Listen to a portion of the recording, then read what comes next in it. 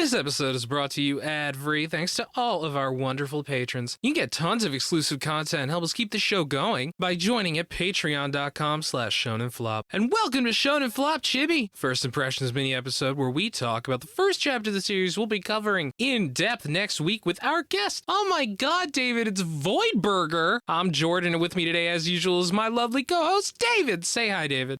Hi, David. Oh my god. This is actually our second take at this intro, and I still can't think of a way to properly this is such a stupid gimmick for the Why did you? Why? It's really stupid. Why did you do that? What series are we covering this week? Jordan, I just really have to say the lack of my ability to actually vary how I say hi, David, is really absolutely killing me.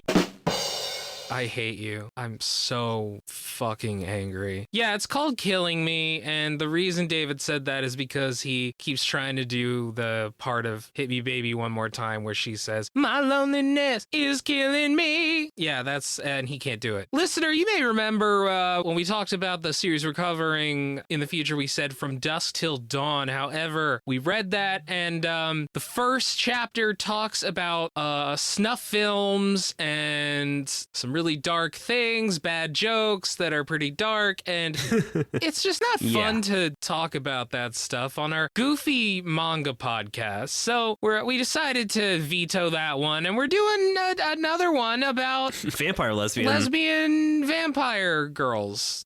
I was going to say vampire lesbians, but we've only encountered one lesbian who's a vampire in this series so far. So far, yes. And George, do you mind telling the audience a little bit about this manga? Yes, this is Killing Me. It's by Akiyama Enma. It ran from September 27th, 2017 to May 26th, 2018 for 11 chapters in one volume. Only one, David. This is quite a U19. Yeah, Maxi actually told us it's 10 chapters in one volume, and then there's one 6-page final chapter. Wow. So it's very awkward, where I guess if you buy the one volume, it's not actually finished. Oh, God. But yeah, let's get into the plot summary for this first chapter of Killing Me. Yeah. Miyoko loves her school classmate Saki, but David, she just tries to push her away. Oh. I don't know, maybe it's because Saki's a vampire hunter and, oh, David, Miyoko is a vampire. What? Wow. Where have I seen this plot before? Oh my goodness. Where have you seen this plot? It's in Buffy all the time, actually. There you go. There's like multiple instances in Buffy. But yeah, Miyoko just wants, a little bit of her blood from time to time. Just a little bit of blood, little teeny bit of blood. When the school day is done, Saki and Miyoko fight, with Saki using her revolver, and Miyoko easily dodging the bullets before biting her neck and feeding on her. The next day, Saki comes into class wearing a chain of garlic and a cross, which repulses everyone, including Miyoko, so whatever, that was the point. Later, however, Saki sits alone on a bench eating lunch with her cross and garlic next to her, thinking of ways to kill Miyoko. The fool! She took them off to eat popcorn, David. Just then, Miyoko appears and grabs her cross, saying that she can't push her away with this, even though it's shaking in her hand, which is a great little detail. Yeah. She tells Saki that she truly loves her before collapsing on her lap, and Saki theorizes it's because Miyoko held the cross. That reminds me of many of my friends that legally can't enter churches. Oh. She takes out the revolver she brought to school, which is most American manga ever. God, doesn't it remember me how Chainsaw Man had a character saying, "Don't go to school tomorrow"? Oh, God, yeah. I love Chainsaw Man. It's so good. Pointed at Miyoko's head, not caring if the bullet ends up going through her own leg, can't bring herself to fire before Miyoko wakes up and tosses the gun away. Miyoko then clomps Saki as she resolves to one day kill the vampire. End of chapter 1. End chapter 1. Beginning of a beautiful romance. Oh, yes. A bat romance. A Batmance. Have you seen that fan art of Twilight where they replace everyone with Batman? No, that sounds good, though. I want your love and I want your revenge. Anyway, yeah, first impressions, David. What you think? I thought this was fun. I always feel like Yuri manga I read always seem to be a fun time with very little drama. I don't know if it's because of what I've read or if it's a trope that Yuri manga is really just absolute cotton candy when it comes to LGBT stuff. Besides, yeah, my lesbian thing. My lesbian experience of loneliness, which is not really Yuri because it's mostly just about one woman's experiences. True. I feel like Yuri's a very specific genre. But yeah, Yuri is very sweet as opposed to Yaoi, which is apparently like very seedy and sometimes violent. From Dusk Till Dawn was weird. Anyway, What stood out to you as your first thought on this? This is very cute. It did feel a little bit more like a summary than a full chapter, really, where it was kind of just going beat by beat. But at the same time, it managed to like fit a lot of stuff in there. It didn't really waste my time. And, you know, you have to get that stuff out of the way to get the thing going. You know what I mean? I agree. Also, oh, Japan, you and your lack of school shooters. You could just casually have a character pull out a gun at school, and it's like, it's a cute little moment. Oh, that's so sweet, Japan. Lucky you. Yeah. I also want to say this art is cute. I liked the color page. It seemed like a really good use of digital coloring. Yeah. Where it's like not very flat. It does a lot of techniques that weren't just like, you could have emulated that with actual physical medium if you had wanted to, you know? Yeah. It really adds to the inoffensiveness where I think this is the right art style for it, where you know that things aren't really going to get that heavy. And if they do, this was not the right art style for it. Or maybe it's the perfect art style. Oh my. Also see Madoka Magica. Yeah, but that was, God, what a fucking Chad. I should make Rachel watch the first 2 episodes and then just live record her watching the 3rd episode. And then she'll divorce me. God, that's like when people do like blind Let's Plays of Doki Doki Literature Club. Oh, I did that. Oh, yeah? Yeah, I remember during COVID, my friends and I think you were there, Jordan. Oh, I don't remember that at all. I remember playing World of Horror. We are definitely really getting off topic. I do want to say, though, that one of the negatives is the art is good, but it's very large. So not a lot is actually happening in these pages, where I think he probably could have added another panel to each page. So it's like, even though it's a short chapter, it really, really feels like you read about 10 pages. Yeah, to be fair, like this is much shorter than the first chapters that we usually cover. This is like, I think it's like 25-ish pages, but it's a very inefficient 25 pages. I don't know how inefficient it is. Like, we've read, I mean, just compared to some of the manga that we've read in the past, this kind of gets a lot out of the way. I agree with what you're saying, where, like, he could probably fit in a couple more panels, but, like, I don't know. I mean, he probably needed to do that just to give some breathing room to stuff. Yeah, that's fair. Yeah, that's fair. Well, I think it's interesting how we know a little bit of the rules here. This is, for instance, it seems like the kind of vampire where you have to have your victim drink the vampire's own blood. Okay. Because otherwise, Saki would have been turned into a vampire already. Yeah. Every vampire series has their own special rules. Is it you drink the vampire's blood, or does the vampire drink your blood in a specific way? Sometimes they sparkle in the sunlight. Oh, yeah. I mean, she clearly doesn't have much of an issue with sunlight. That's very true. Wait a minute. You're totally right. She doesn't give a fuck about the sun. They don't say anything about that. Fuck, I didn't even pick up on that. That's totally a good point. Yeah, it's okay. It's very inconvenient, the sunlight thing, to have a story like this. Yeah. Imagine, actually, that sounds like a great series where it's like a nerd who only goes out at night because he's just playing video games all day, and his vampire girlfriend. Actually, I think that is a manga. I've never read it, but I think that is actually, there's like a famous manga about vampires that's the plot. That sounds like a manga. Is it what, Call to the Night or something, I think? I mean, I've never heard of it, so I can't really confirm or deny. I'm sure someone on YouTube will post what manga I'm thinking of. It's got the girl with the braids, I think, the really skinny girl. Anyway, okay. This is also pretty funny. I think her walking in with the cross and garlic was really funny the next day. Yeah, just like, I don't care if I look fucking weird and smell terrible. Hey, I feel you. You're dealing with vampires, I guess. Yeah. But yeah, I mean, that's really, it's not a lot to really talk about, Jordan. Did you have any other thoughts? Nah, not really. Yeah, that's fair. I don't think we're going to have a 40-minute one like you and Dylan have for fucking service wars. So, Jordan, I guess the question isn't so much would you read our 10 chapters, but would you finish this? Yeah, sure. Yeah, I know. This is probably going to take 30 minutes to read. It went at a pretty quick pace, you know? It really sinks its teeth into you.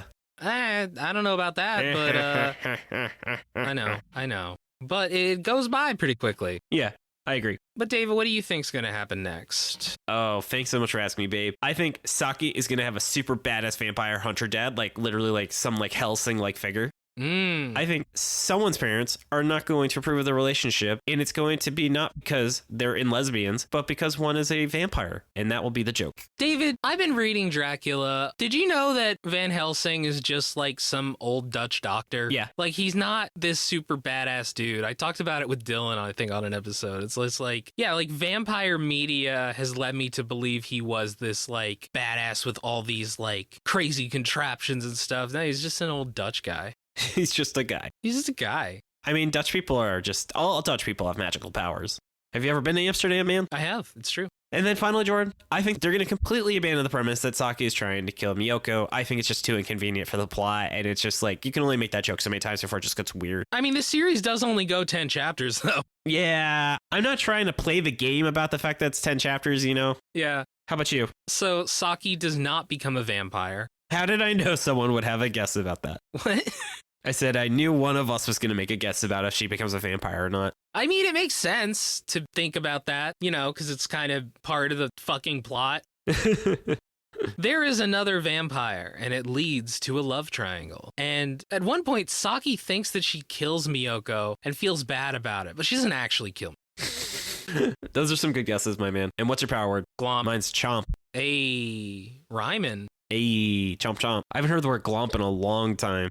This manga has glomp energy. You know what I mean? Oh, yeah, this is some deviant art. There's something about this that really just reminded me of like 2000s, like deviant art, MySpace-ish stuff. Yeah, this is going to air on Adult Swim after the melancholy of what's her name? Haruhi Suzumiya? Yeah. I've never seen it. Did you know her voice actress got canceled just because she publicly talked about how she was sexually active, despite her voice actress being like 23 years old? The Japanese one or the American one? Yeah, the Japanese one. She got like canceled because she was like, Jeez. oh, yeah, I have sex often as a consenting adult. And that was apparently a really big deal. I mean, that sounds par for the course for Japan. Yeah, it really does, but it's such a shame. Yeah, I mean, an idol can have her entire career be destroyed if she has a boyfriend or is caught smoking a cigarette. Like, True. yeah. So that doesn't shock me. Still sucks. Mhm. I've never seen that anime, but it's good. Oh, you should. It's very good. Yeah. It's a good time capsule of 2000s anime. Or on Host Club. That's the energy I get from this manga. Oh, yeah, which we did watch on for an episode of Anime Out of Context. Yeah, we did. Check it out. But Jordan, enough about talking about other podcasts. Let's talk about other people where we get into the Q&A. That was good. That was a good transition. Nice work, David. Pretty good. As a reminder, you can submit your questions on the Shonen Flop Discord. You can find a link to it in our episode description and on our website, shonenflop.com. We give priority to patrons, people who haven't asked a question before or haven't had a question answered in a long time. Starting with Sandman, we have which time period is underutilized in manga and can make for a great manga? I think the 1920s in America be really cool, you know? Like, Oh, yeah, little gangster. yeah, like film noir stuff. You got like fucking Al Capone and shit. I like it. I think it would be very interesting to do a manga about the interactions between the the colonizers of New Zealand and the Maui people. It's got a very unique interaction between colonizer and colonizers because the Maui people had actually only been living in that island for about 700 years. And it really changes a lot of the landscape of how colonizers interacted. Like, for instance, David, all Maui we get people- it. You went to New Zealand. Yes, but it's very interesting that all the tribes in the indigenous country actually speak almost exactly the same language, which made it way easier to kind of develop politically with the native people of the country. Oh, that's interesting. Yeah, because they'd only been there 700 years. Oh. Yeah, so it's just a very interesting time period that I think could be explored. Maybe not in a shonen manga, though. No. Well, the Maui people have superpowers. So have you seen their rugby team? Well, I have seen Lord of the Rings, so. Well, so for context, the women's New Zealand rugby team is the most successful rugby team on the planet. Oh. They won the World Cup 4 times in a row and have like an 82% win rate. That's crazy. Next up from Spook, do you have a dream that you remember to this day? In middle school, I believe, I really wanted a PS3. I thought it was so cool. It hadn't come out yet. I had a dream where I got a PS3 and I was so happy. And then I woke up and I didn't have a PS3. That's my dream. Well, you have one now, right? Yes. I have a PS5 now. Dream made. Oh, shit. When'd you get that? Christmas. Hanukkah, Kwanzaa, Nice. Christmas, Hanukkah, whatever. Oh, that's awesome, man. Yeah. How about you? I had a dream where I dreamt that Rachel left me in the middle of the night, Oh, and then I Jesus. woke up and she wasn't there in the bed, and I was absolutely terrified. So I checked my phone to see if she had actually left and sent me a text message, and then I found her on the couch because she woke up and she wanted to watch TikToks without waking me up. But I was legitimately scared out of my mind that I had this dream she left me and she actually wasn't there when I woke up. Oh, God. Yeah, it was like 6 a.m. I also remember I had a dream where I got really drunk and I couldn't remember what happened. So I was trying to piece together what had happened in the dream while I was still dreaming. So you were dreaming and couldn't remember what happened in the dream. Yes, so I was dreaming. I got really drunk in the dream, and then I still dreamt to the next day when I was hungover trying to remember what happened the night before. So I had an Inception dream. Oh, man. When I was a kid, I always had trouble getting up on time for school. So one day I got up early. I got everything together, took a shower. I made it to the bus. I was like on time and I was fully awake and I was so happy. And then I woke up to my mom yelling at me to get up. Nice. Oh, I was so mad. I was like, no, I did it. No, I made it. No. All right, and then on to the next question from Meru. There's a lot of questions like, would X win against Goku? But we often forget the other side of the spectrum, the weaks. No relation to our guest from our Matama Security episode. True. The weakest shonen protagonist of all, let's say Senku, but I bet we can find someone weaker. And who could lose against him in a fist fight? Ooh. So I would say that there is definitely one shonen protagonist that Senku could very easily beat up. Do you know who that might be, Jordan?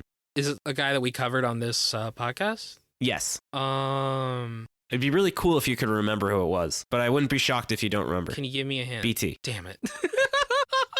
Oh, that's fair. I think Senku could probably beat up an average 6-year-old. You know, you're probably right.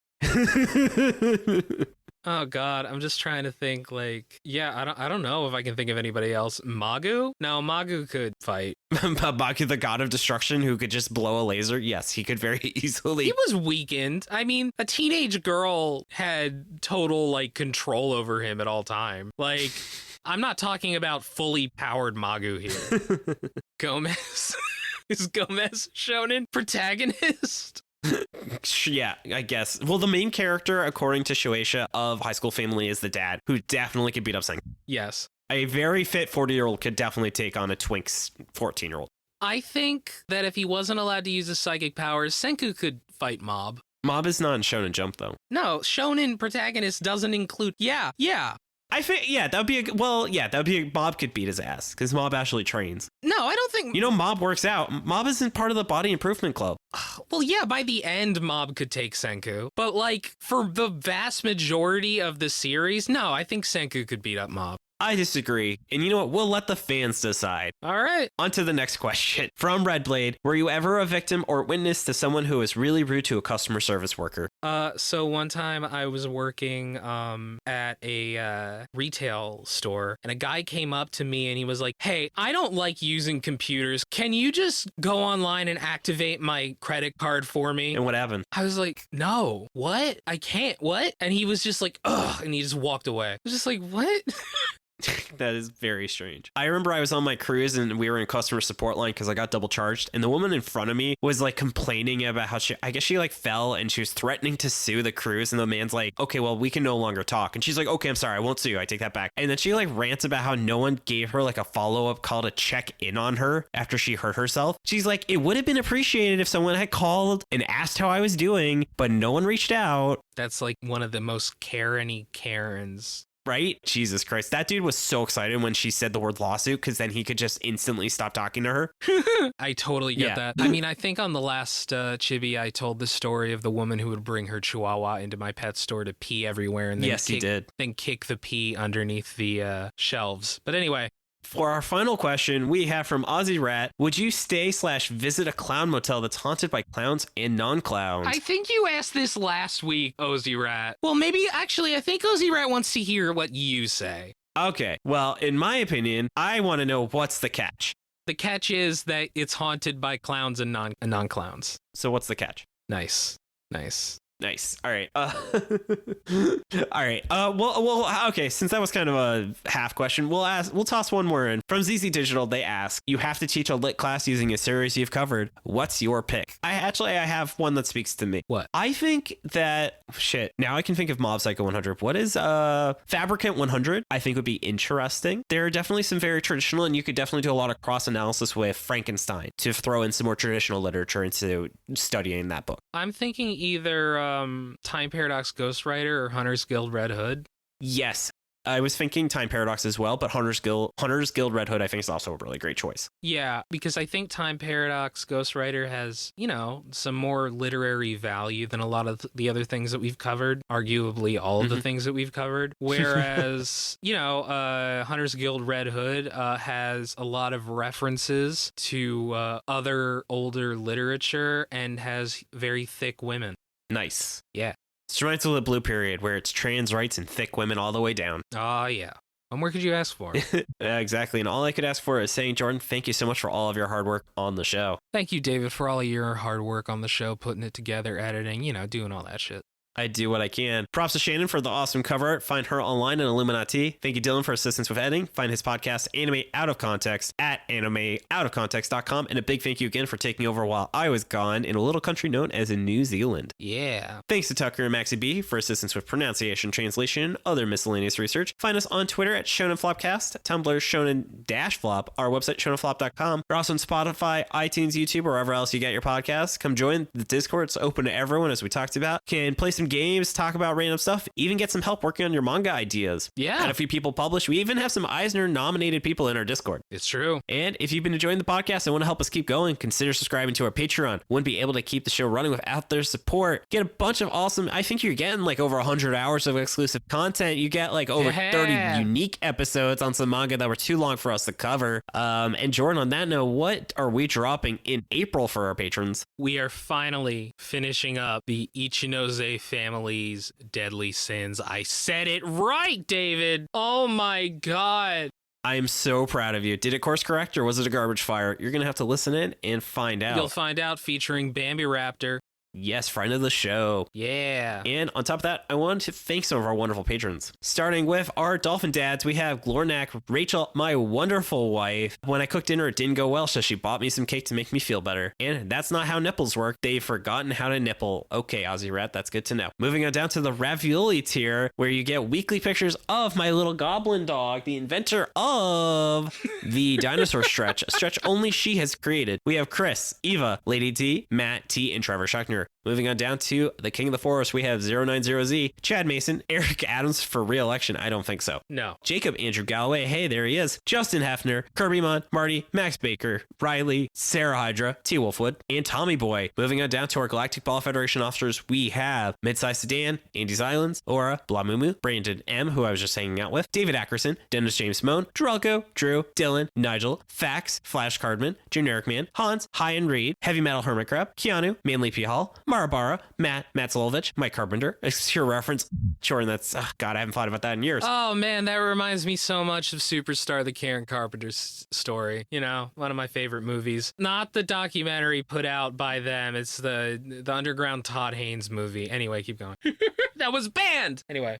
Resident Warhammer Nerd, Ryan Jasinski, Scott Fischler, Silly Rookie, Simping for Senpai Ash, Staghorn, Taperclip, Tucker, Vacation Jory, Wright, and ZC Digital, and a big thank you to all of our Beast Children as well. Jordan, anything you want to toss in? They burned all the copies of Superstar, the Karen Carpenter story because they got in a lawsuit with Richard Carpenter because they implied in the movie that he was secretly gay. You know who else was a carpenter? Jesus. Happy Easter, buddy. Happy Easter. Turns out the whole thing about Greek Easter being after Passover is incorrect. It's based on different lunar charts. Interesting. But yeah, thank you to my wonderful girlfriend, Steph, who is currently fighting with Patreon to get back on that on that list. They're not accepting her card for some reason. Yeah, check out Mission Ignition. I'm not going to spoil anything. It is possible that we may soon have an answer to whether or not that actually is Gary Oldman. Whoa. Well, thank you so much for listening. Tune in next Monday for our full episode on Killing Me featuring Voidberger, and I can't believe it's episode 100. God damn. This has been Jordan. This has been David. Hey, you've been listening to Shonen Flop, David said. Keep on flopping floppers. Bye. Bye.